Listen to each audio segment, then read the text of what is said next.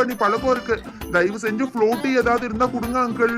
எல்லாரும் உள்ள போயிருவோமோன்னு ரொம்ப பயமா இருக்கு அங்கிள். வெட்டி வச்சுக்கலாமா? நீங்க என்னதான் பண்ணீங்கனாலும் சரி, என்ன புடிச்சு தள்ளி விடாம இருந்தீங்கன்னா என் மேல சுத்தமா தண்ணி படவே படாது. கம் ஆன், யார் யார் இந்த போட்டிக்கு வரீங்க?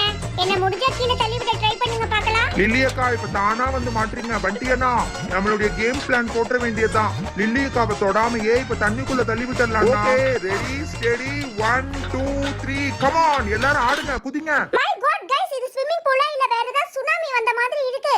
Come on stop shaking guys. Oh my god Nancy, oh my god பத்தி பேசிட்டு இருந்தீங்க அதுக்குள்ள செட் பண்ணிட்டீங்களா?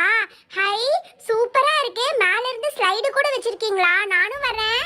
ஏ நான்சி சிண்டு ரெண்டு பேரும் தள்ளிக்கோங்க, சறுக்கிட்டு வந்து விழுந்துருவேன். ஹே गाइस, இப்பதான் சிண்டு ஸ்விமிங் பூல் கேட்டா அதுக்குள்ள செட் பண்ணி பெரிய ஸ்லைட் வச்சிட்டீங்களா?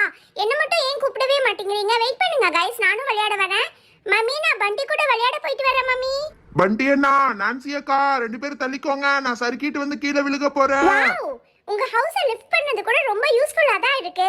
சூப்பரா இருக்கு गाइस. பண்டி சூப்பரா இருக்கு பண்டி. எனக்கு என்னமோ கிளைமேட்ட பார்த்தா இன்னும் கொஞ்ச நேரத்துல மழை பெய்யும்னு தோணுது. நல்லா இருக்குல்ல? ஆமா பண்டி அண்ணா, மழை பெஞ்சா இன்னும் செம ஜாலியா இருக்கும்ண்ணா. நல்லா நான்சி ஃபர்ஸ்ட் துணி என்ன பண்ணணும்னு சொல்லு. பண்டி ஃபர்ஸ்ட் வந்து இந்த மாதிரி வெறும் தண்ணியில இப்படி தண்ணியில வந்து நனைச்சுக்கணும் பண்டி. அதுக்கப்புறமா நிறைய சோப் போட்டு நல்லா அலசணும். அதுக்கப்புறம் திரும்ப வந்து 2-3 டைம் க்ளீன் வாட்டர்ல ரின்ஸ் பண்ணி எடுத்தோம்னா போதும், தண்ணி சுத்தமாயிரும். என்னது இது, துணி துவைக்கிறதுக்கு இவ்வளோ ஸ்டெப்ஸா? இப்பதான் நான் ஸ்டெப் 1 முடிச்சிருக்கேன். இங்க பாரு, இப்பதான் தண்ணியில நனைச்சு போட்டிருக்கேன். சரி கொஞ்சம் சோப்பை போடு, நல்லா துவைக்கலாம். என்ன பண்டி இது, இப்படி சோப்பு போட்டு தேய்ச்சினா எங்க அழுக்கு போறது? அங்க பாரு, எல்லா துணியும் ஒவ்வொன்றா தனியா துவைக்கணும். இப்படி எல்லாத்தையும் சேர்த்து துவைச்சினா அழுக்கு போகவே போகாது. உங்க அம்மா கடைசியில திட்ட போறாங்க பாரு. அட போ நான்சி, இதுக்கே வெடிஞ்சிடும் போல இருக்கு. இன்னும் எவ்வளவு வேலை இருக்கு தெரியுமா? துணி துவைச்சிட்டே இருந்தா மத்த வேலை எல்லாம் எப்படி பண்றது? ஐயோ பண்டி அண்ணா, இப்படி துவைக்க கூடாதுண்ணா. இங்க பாருங்க, இப்படி நல்லா தூக்கி தூக்கி அடிக்கணும். உங்களுக்கு எதுவுமே தெரியல, இதுக்குதான் நான் சொன்னேன். நீங்க வெயிட் பண்ணுங்க, நான் கீழே வர்றேன். நீங்க கொஞ்சம் தள்ளி நில்லுங்க.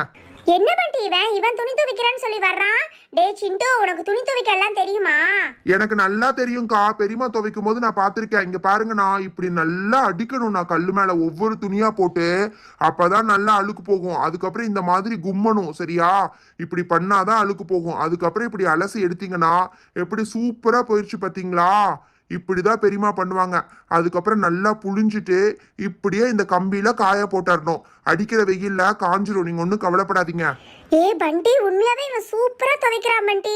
பேசாம இனிமேல் உங்க அம்மாக்கு கால் சரியாகிற வரைக்கும் துவைக்கிற வேலையை அவங்கிட்ட கொடுத்துரு. அங்க பாரு எப்படி கரெக்டா எல்லா ஸ்டெப்பையும் ஃபாலோ பண்றான்னு.